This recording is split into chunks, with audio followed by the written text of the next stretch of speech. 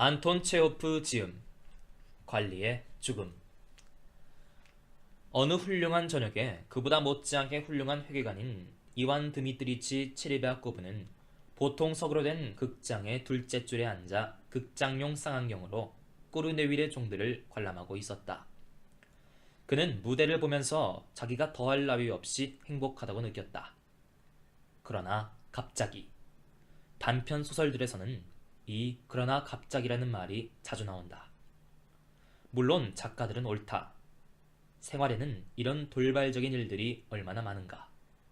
그러나 갑자기 그의 얼굴은 찡그려지고 눈이 뒤집히고 숨은 탁 막혀버렸다. 그는 눈에서 쌍안경을 떼고 등을 굽힌 다음 애취 보는 바와 같이 재채기를 하였다. 재채기를 하는 것은 그 누구나 그 어디서도 금지되어 있지 않다. 농군들도 시경찰서장들도 때로는 3등 문관들조차 재채기를 한다. 사람들은 재채기를 하기 마련이다. 제르베아코브는 조금 더 당황하지 않고 손수건으로 입술을 문지른 다음 예절 바르게 주위를 한번 둘러보았다. 혹시 재채기로 그 누구를 방해나 하지 않았는가 하고. 그러나 그는 이내 당황하지 않을 수 없었다. 그는 자기 앞줄에 앉아있던 채소한 노인이 장갑으로 자기의 대머리와 목을 열심히 문지르며 무엇이라고 중얼거리는 것을 보았다. 체레베아코브는 그 노인이 교통성 산하기관에서 근무하는 문관이며 장군인 브리즈 잘료브라는 것을 알았다. 침방울이 튀었구나. 체레베아코브는 생각하였다. 우리 상관이 아니라 남의 상관이긴 하지만 그러나 어쨌든 실례하였으니 사죄해야지. 체레바코브는 기침을 한번 깃고 몸을 굽히고 장군의 귀에 대고 속삭였다. 미안합니다, 카카.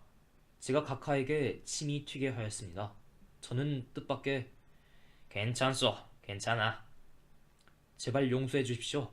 저는 우정 그런 게 아닙니다. 어저 앉으시오. 좀 들어야겠소.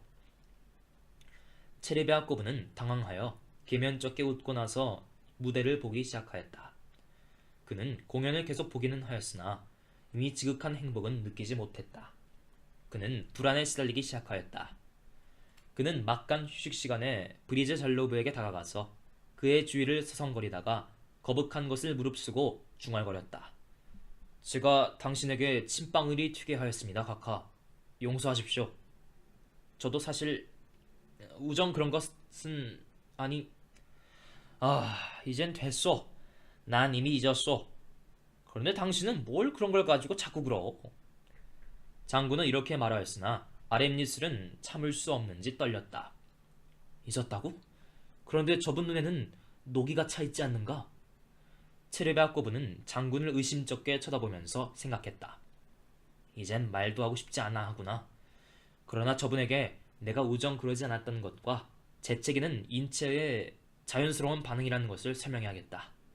그렇지 않으면 내가 우정침을 뱉었다고 생각할지도 몰라. 혹시 지금은 그렇게 생각하지 않아도 후에는 꼭 그렇게 생각할 거야. 체레베아코브는 집에 돌아오기 바쁘게 자기의 무례한 행동을 아내에게 이야기하였다. 하지만 아내는 별로 큰 반응을 보이지 않았다.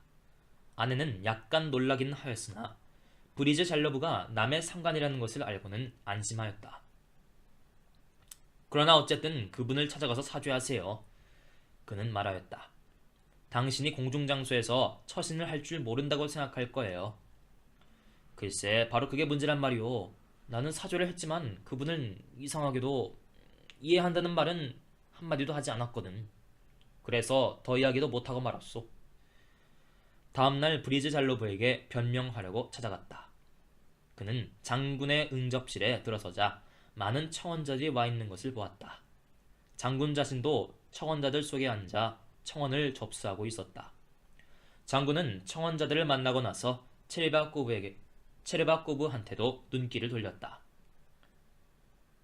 어제 아르까지에서 혹시 생각나실지도 모르겠지만 카카 하고 회계관은 설명하기 시작하였다.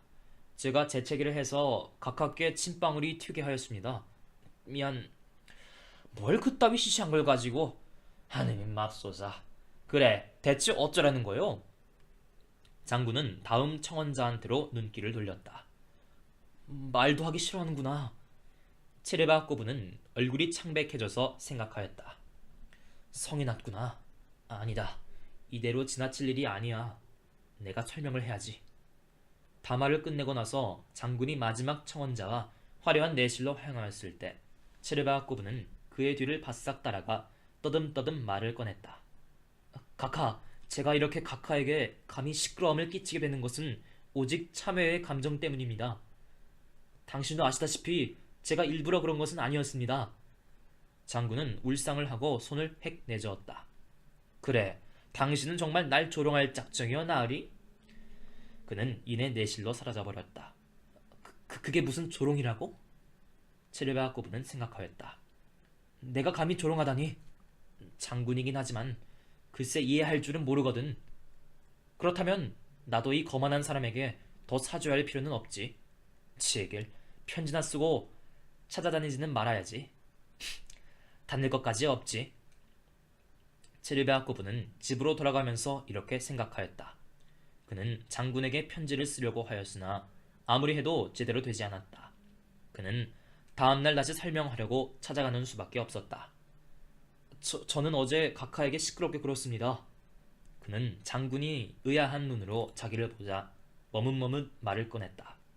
전 당신이 말씀하신 바와 같이 조롱하려고 왔던 것은 아니었습니다.